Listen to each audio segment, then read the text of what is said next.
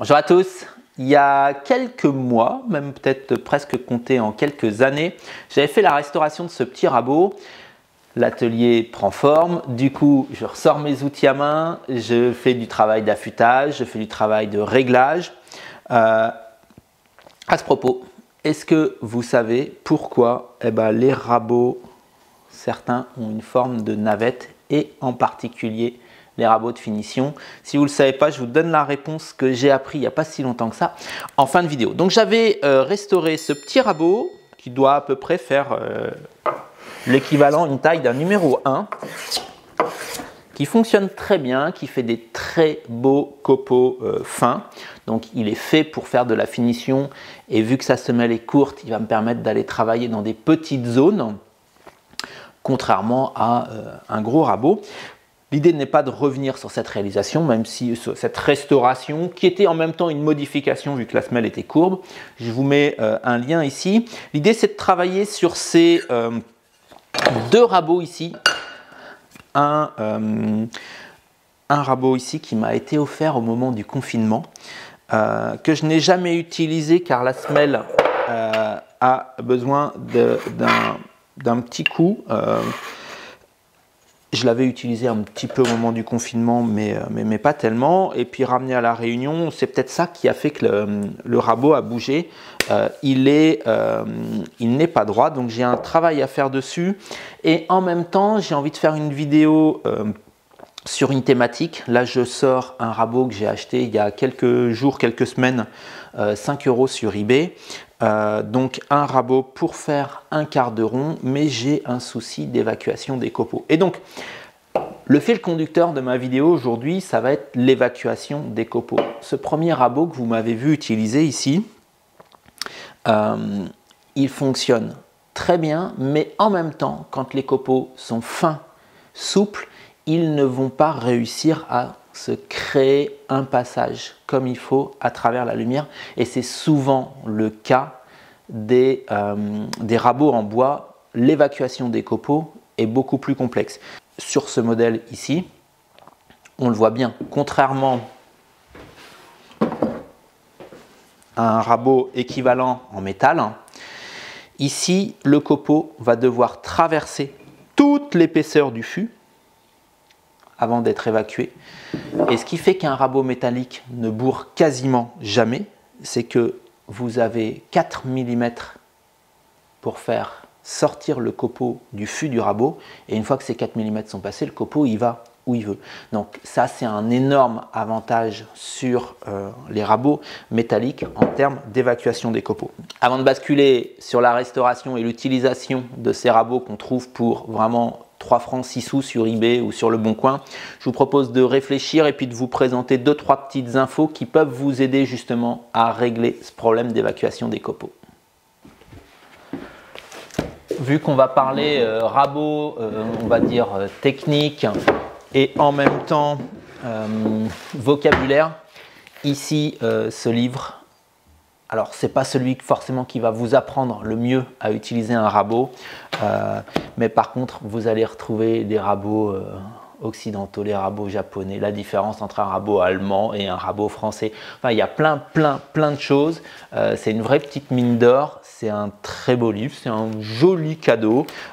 Il est publié aux éditions Vial et je m'y réfère régulièrement lorsque je cherche un vocabulaire ou des choses comme ça. Et là, typiquement, le vocabulaire et les explications que je vais vous donner, c'est des choses que j'ai été vérifier ici avant. Alors, ici, avant de vous faire le dessin, on se rend bien compte au niveau de la structure du rabot, contrairement à celui que j'ai fait il y a quelques semaines, c'est un rabot qui a été réalisé dans un seul bloc et qui est taillé à ce niveau-là. On retrouve bien sûr le lit qui va venir recevoir la lame. On a ici un fer et un contre-fer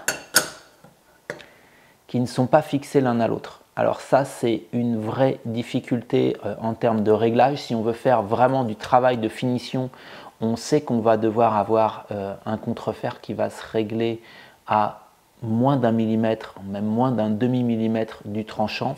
Or, une fois qu'il est rentré, si on a une lumière qui est étroite en face inférieure à ce niveau-là, on ne voit pas le contrefer et ça c'est une vraie difficulté. Il existe des systèmes avec une vis longue, on en reparlera parce que j'en ai une sous la main et j'ai envie de me faire un rabot avec. Alors, je reviens au fil conducteur de ma vidéo.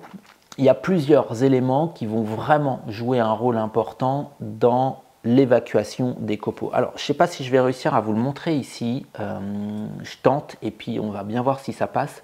C'est que vous avez à ce niveau-là deux éléments. Vous avez un chanfrein qui est vraiment en sortie, c'est-à-dire à partir de ce moment-là, le copeau il va pouvoir commencer à s'enrouler et il va sortir. Et vous avez en partie basse un autre angle. Un angle qui, lui, va être plus ou moins, il n'est pas vraiment parallèle, plus ou moins parallèle au lit de la lame. Tout simplement parce que à ce moment-là, le copeau va se retrouver coincé entre la lame, le contrefer et ce biseau ici et va être guidé. Et donc on a toute une zone ici qui va guider le copeau. Je pense que là, ça peut être intéressant que je fasse un croquis et on va mieux comprendre. On a vu en coupe la partie arrière du rabot avec un angle qui est souvent autour de 45 degrés parce que ça définit l'angle de coupe qui va venir pouvoir porter le fer. Mon fer va venir se poser ici, le biseau vers le bas. Sur les rabots anciens, on a souvent un fer qui est plus épais ici qu'en bas. Je dessine le contrefer comme ça, très grossièrement. Et ce qui m'intéresse là aujourd'hui, c'est de parler un petit peu de ce qui se passe devant. Donc, j'ai en même temps la lumière. La lumière, ça va être l'espace, la distance que je vais avoir à ce niveau-là entre la lèvre qui va se trouver ici et le tranchant de mon outil. Et à ce niveau-là, si je me retrouvais de manière très simple, avec simplement un chanfrein qui descend jusqu'à la lèvre, d'une part, j'aurais une lèvre à ce niveau-là qui serait fragile, et d'autre part, mon copeau qui arriverait ici commencerait à s'enrouler en bas et se retrouverait coincé, n'arriverait pas à s'évacuer. Donc il faut d'abord le guider vers la sortie. On a donc un chanfrein dans ce sens-là et un autre chanfrein dans l'autre sens. Donc cette partie basse guide le copeau et après libère le copeau. Donc ça c'est un élément que vous pouvez vérifier, que cet angle ici est suffisamment proche de la lame pour guider le copeau. Autre possibilité, si votre copeau bourre, si votre rabot bourre, c'est que l'ajustement entre le fer et le contrefer n'est pas parfait. Si vous pouvez ici glisser votre ongle, si ça accroche, typiquement ça va accrocher le copeau qui vient et qui va venir se bourrer ici et qui va faire un accordéon. Donc il est extrêmement important que votre contrefer soit affûté, parfaitement adapté à la lame, et on le fera tout à l'heure, de telle sorte que ici ça accroche. Je sais que si je me sers du rabot, le copeau va s'accrocher ici et mon rabot va bourrer. Ensuite, quelque chose qui est très bien fait sur ce rabot, et ce qui me fait penser que ça va être un rabot d'une excellente qualité à l'usage, c'est le coin. Ce coin qui vient se glisser et plaquer en même temps le fer et le contrefer. Regardez ici, il va venir guider le copeau vers le centre. Il a un chanfrein arrondi à ce niveau-là qui va vraiment faire ressortir le copeau, qui pourrait venir longer le fer, guider par ce premier chanfrein et après qui va pouvoir commencer à s'enrouler. Donc ça, c'est des éléments qui sont extrêmement importants à vérifier lorsqu'on a un rabot qui est suffisamment large pour que la lumière guide le copeau vers l'extérieur. Il y a quelques semaines, lorsque j'ai fabriqué ce rabot qui fonctionne très bien, qui reprend d'ailleurs les éléments que je viens de décrire, si vous reprenez la vidéo, je mets le lien également, vous retrouvez le guide copeau et vous retrouvez après le chanfrein qui permet au copeau de s'enrouler. On m'a reproché, oui mais comment je peux me faire un rabot si j'ai pas un autre rabot Lee Nelson pour être capable de faire une surface bien plate. J'ai envie de dire, on réfléchit, on fait avec les moyens du bord. Ici j'ai pris un bois parfaitement droit, j'y ai collé un abrasif et il va me permettre simplement de reprendre la semelle du rabot. C'est plus long, c'est plus fastidieux. Je ne vous garantis pas de tout faire avec ça, mais ça fonctionne très bien. Ici, j'ai monté un grain 80, donc ça va aller quand même assez vite.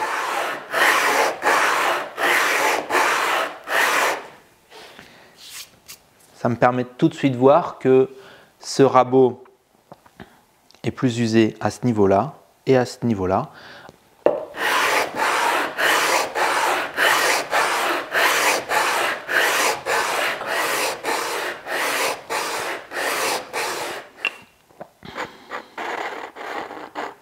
Donc là, ici,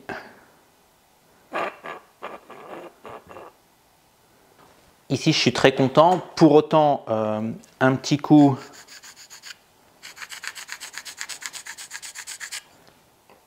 et un passage sur l'abrasif peut m'assurer que j'ai bien, on va dire, poncé l'ensemble de la semelle. Ici, peut-être un très léger point haut ici et un léger creux là. Bon, bah.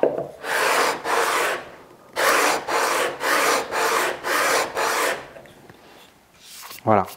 Après, on est là tout de suite dans des précisions qui sont, j'ai envie de dire, extrêmes, et que de toute façon, un rabot avec un fût en bois, eh ben, à l'hygrométrie d'aujourd'hui et de ces derniers jours, il fait super sec pour un mois de février, eh ben, ça ne sera pas forcément la même dans quelques temps lorsqu'il n'y aura plus le chauffage dans l'atelier. Avant de basculer sur l'affûtage du fer, du fer et du contrefer, laissez-moi vous montrer une petite chose. Regardez ici, on a la partie basse qui a été affûtée, alors elle est brillante, mais en même temps, on retrouve cette ligne ici, à ce niveau-là, et c'est une ligne entre deux types d'acier. Il était très fréquent sur les rabots anciens d'utiliser un acier dur et de garder, j'ai envie de dire, presque du fer avec très peu de carbone dans la partie haute, un métal beaucoup plus tendre qui était souvent marqué par les petits coups de marteau pour régler le fer. On retrouve une espèce de bourrelet sur le haut, tandis que sur la partie basse, on a un acier avec du carbone, un acier dur, alors moins dur que les aciers modernes, mais les aciers modernes, certains fabricants n'ont pas su doser, j'ai envie de dire, le gain que l'on a à avoir un acier dur par rapport à la facilité d'affûtage et par rapport au risque d'avoir un tranchant qui s'ébrèche. On se retrouve donc régulièrement avec des aciers qui sont pas agréables. Donc ici, normalement, je vais tomber sur un acier qui va être assez simple à affûter.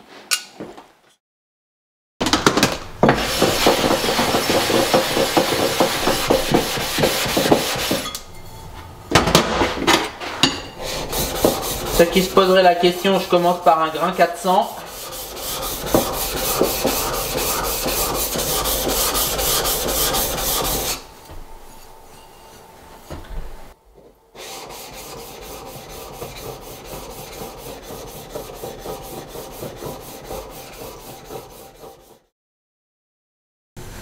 Alors le plan B, c'est simplement parce que il y a trop de travail sur le biseau. Je préfère affûter à la main.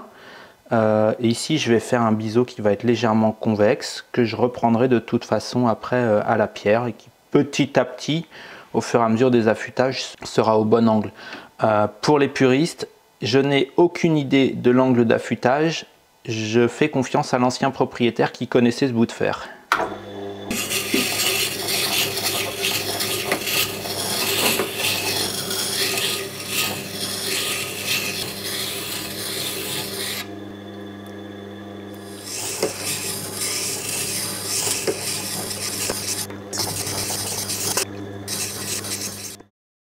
Tout à l'heure, je vous parlais des deux types d'acier avec cette plaque d'acier plus dure rajoutée. Ici, on la voit apparaître dans l'épaisseur. Donc ici, de ce côté-ci, côté planche, on a de l'acier dur. De l'autre côté, on ne l'a pas. On voit que la partie, alors soit le fer est très usé, ou alors on voit que la partie en acier rapporté était relativement mince sur ce fer. J'ai commencé au 400, je bascule sur du 1000, non, c'est l'autre. On voit que les traces laissées sur la pierre sont minces. C'est simplement, en fait, côté biseau et côté talon, étant donné que la partie du biseau complète, elle est convexe, liée à la forme ronde de la pierre du Tormek. Donc là, pour le moment, ça va très très vite. Je n'affûte que le talon et le biseau sur les pierres.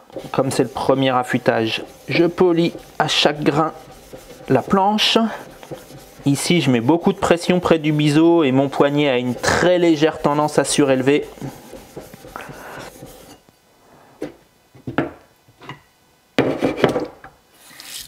Et pour finir, je suis sur un grain 6000.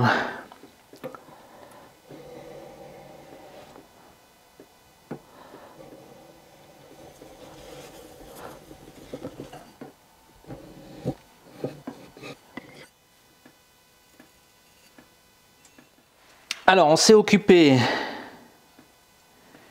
du fer, mais on ne s'est pas occupé du contrefer. Maintenant, ici, si j'adapte les deux, je ne dois pas pouvoir glisser le moindre petit espace à ce niveau-là. Donc, il a déjà sa forme courbe. Ce que je vais faire, c'est que je vais m'assurer d'avoir ici un espace bien affûté.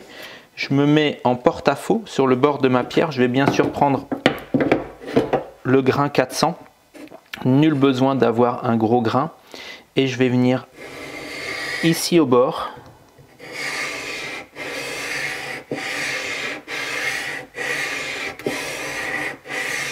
Si je travaillais mon biseau au bout à plat comme ceci sur la pierre, le souci c'est que quand je vais écraser le contrefer avec le coin, il va légèrement redresser devant et s'ouvrir. Donc il est important de le travailler plus bas pour que quand il se redresse, je reste en appui sur une surface qui est quasiment une surface tranchante.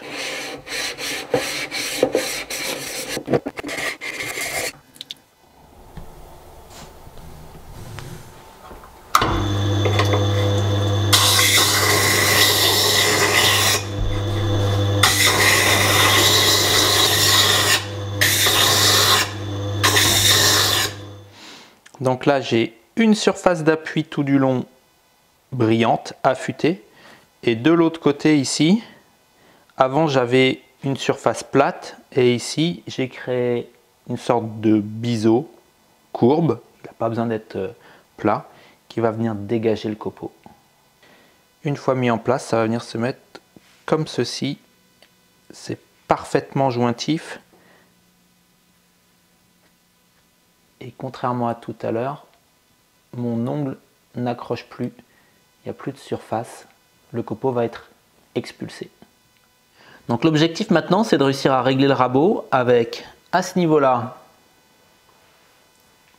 maximum ceci, plutôt ceci, on est autour d'un 0,4 mm, quelque chose comme ça. Et le souci, c'est que quand je vais rentrer ce bloc-là et que je vais mettre le coin va appuyer sur le contrefer et avoir tendance à tout faire glisser.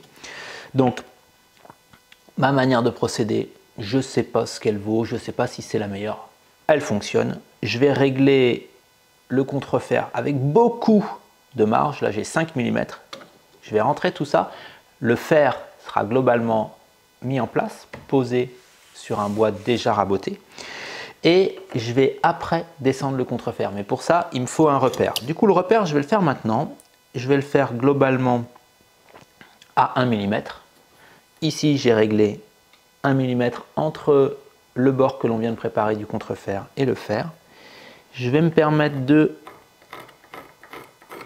faire une petite trace ici. Désolé au lion Peugeot. Donc ça, c'est un Peugeot et frères. Donc, j'ai ma petite marque. À partir de maintenant, tiens, il me reste des traces d'eau. Hop là, dans ce sens-là, je mets mon fer, mon contrefer très largement au-dessus de la marque. Je glisse le coin.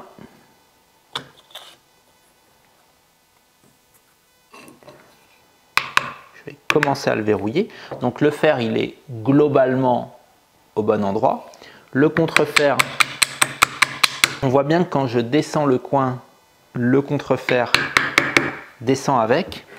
Mais comme j'ai pris beaucoup de marge, là, mon fer commence à être bloqué. C'est-à-dire, ok, il est même trop sorti. Donc un fer qui est trop sorti, on tape à l'arrière. Ça va me permettre de débloquer un peu. Voilà, là, rien ne touche. Je verrouille un peu plus.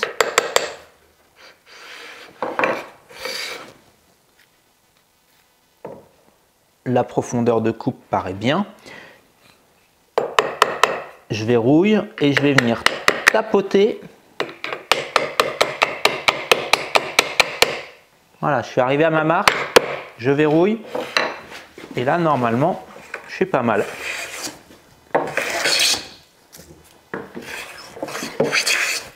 Donc j'ai pas du tout le même bruit à droite, à gauche.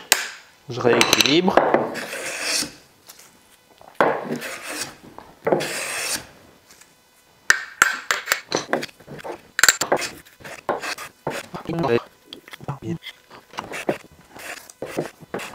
Petit indice, encore une fois, d'un mauvais réglage.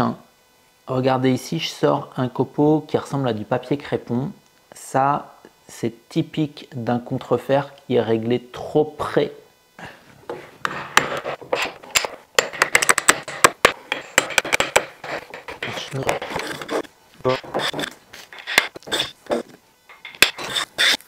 Alors, le rabot fonctionne correctement, mais vous m'avez vu pas mal galérer à sortir des petits accordéons, à avoir un problème d'évacuation. Alors j'ai testé plusieurs choses, j'ai fini par le faire off caméra, de rajouter une petite cale d'épaisseur ici qui me permettait en même temps de réduire la lumière entre le tranchant et la lèvre et en même temps de rabattre le guide copeau plus proche de la lame. Ça n'a pas mieux fonctionné et je comprenais pas pourquoi au centre, donc ça se passe hyper bien, et puis quand je pars un peu de travers, bon ici le copeau est à peu près sorti, mais on voit en même temps que le copeau il est ratatiné, qu'à un moment où il a été contraint et qu'il était à deux doigts de pas bien s'évacuer. Sur les côtés j'ai un phénomène qui fonctionne pas. J'ai tourné en rond, tourné en rond, tourné en rond, pour finir par trouver quelque chose que je vais avoir des très très grandes difficultés à vous montrer. Même ici avec les cales, le jeu de cales d'épaisseur. Hop, elle est où ma petite fine? Donc j'ai bien, ça fonctionne bien. On voit bien que pouf, mon copeau il est pris. Alors là je suis appuyé sur le tranchant, j'arrive et puis je bute sur le contrefer et après il n'y a pas de souci, ça finit par passer. Mais sur le côté j'ai un souci, c'est en fait le coin ici qui manque très très légèrement de largeur et qui en plus a des petits biseaux comme ceci, qui fait que je peux avoir des copeaux qui vont venir se coincer à ce niveau là entre le rebord et qui après vont buter sur le coin. Donc ce que je vais faire, dans un premier temps, je vais avec un petit ciseau à bois très très fin repousser et remettre de la pointe et puis surtout redonner de la déviation vers le haut au niveau du coin. Et s'il faut, je vais l'élargir très légèrement parce que j'ai un petit jeu en largeur. Donc je vais avoir besoin d'un ciseau extrêmement fin. Normalement j'en ai un. Il est ici, il fait 3 mm de large.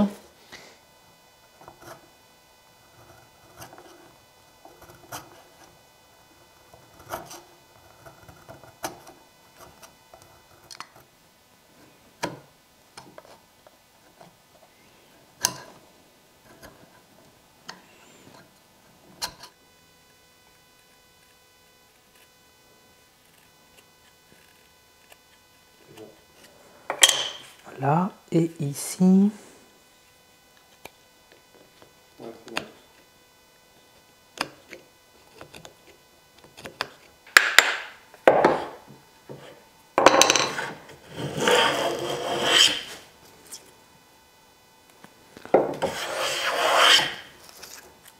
suis pas encore complètement satisfait. Je vais tester une autre méthode.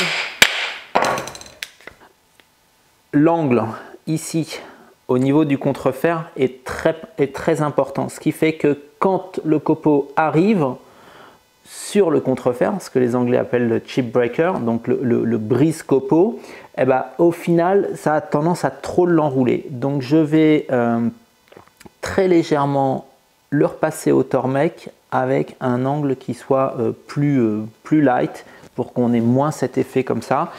Et si là ça marche pas, eh ben, je jette l'éponge.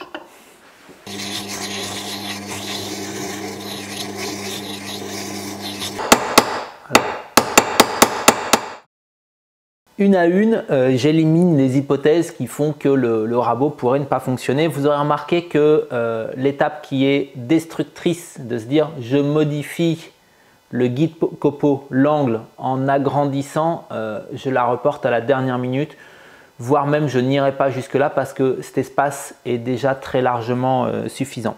Ce que j'ai fait ici, c'est que j'ai aminci l'angle à ce niveau-là de telle sorte que ça dévie moins le copeau et je me suis même permis de très légèrement marteler le dessus afin que, une fois mis en place, tout à l'heure j'avais un jour de presque 2 mm à ce niveau-là qui était vraiment très marqué et ici je l'ai fortement réduit. Allez, nouvel essai, mise en place.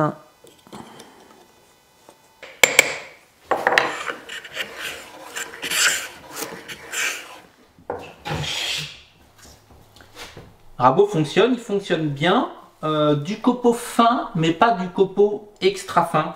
J'ai continué off caméra à essayer de réduire l'épaisseur du copeau.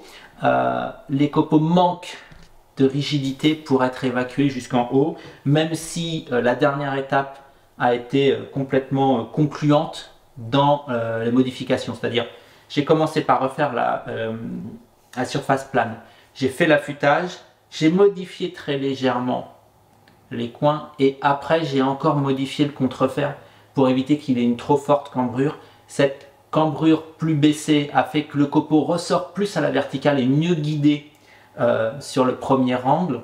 Mais pour autant, quand j'ai un copeau qui manque de rigidité, eh ben, il ne sort pas. Donc je n'en ferai pas un rabot de finition. Si j'avais voulu en faire un rabot de finition, il aurait fallu que j'aille à une étape supplémentaire. C'est de rajouter ici, sûrement dans cette forme-là, c'est la forme qui était utilisée, un insert en buis qui m'aurait permis de rapprocher la lèvre ici et de réduire la lumière inférieure. Donc ça aurait été une première possibilité. Mais ce rabot, je vais plutôt le garder réglé, pas réglé pour des copeaux comme je viens de faire là, au niveau du son. C'est assez souple. J'ai envie d'en faire un rabot un peu plus efficace et qui m'évitera de dérégler sans cesse mes autres rabots à fût métallique. Ici, je dois être pas mal. Voilà, sur un bruit de... Vous voyez, je pense qu'en termes de son, on n'est pas du tout sur la même chose. J'espère que ça s'entend. Ici, on est beaucoup plus rigide. Et avec un affûtage et un... Là, on l'entend, il sonne bien ce rabot. Ici, on a un rabot qui est efficace, qui évacue extrêmement bien les copeaux. Donc, j'ai envie de dire, ça fonctionne bien. C'est moins bon en termes de finition que ce que j'ai pu faire sur mon rabot avec un fer hook dans le style Krenov. Cette vidéo pourrait durer des heures. Il y a tant à dire sur ces rabots anciens, sur le plaisir que l'on a de les faire refonctionner.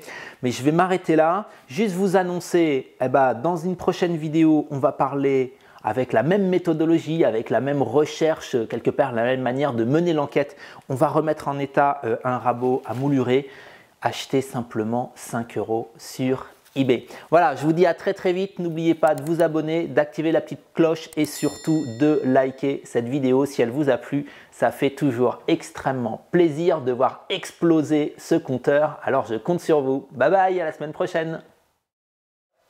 Avant de terminer la vidéo, je vous avais promis, j'avais teasé un petit peu quelque chose que j'ai appris il y a quelques jours en lisant The Anarchist Toolbox, génial pour mon anglais. Donc ce livre qui traite des outils à main et de la boîte à outils du menuisier anarchiste. J'ai appris pourquoi ces rabots avaient une forme en navette et je trouve ça juste génial.